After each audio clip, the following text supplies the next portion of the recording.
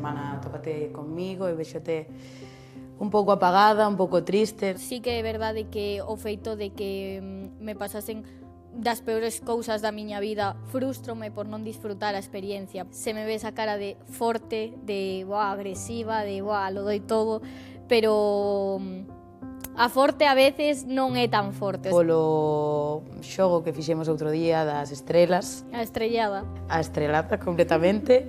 Non sei como te afectou isto.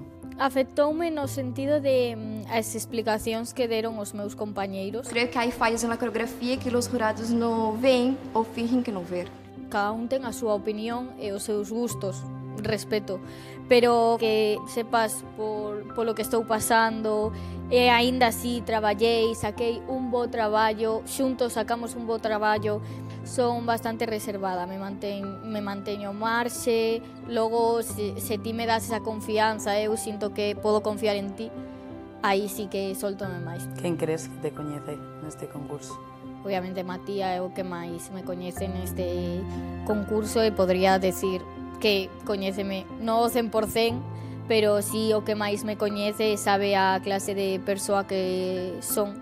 Por iso a veces tamén podelle dar rabia o feito de que se me malinterpreten as cousas ou a maneira que ten a xente de verme.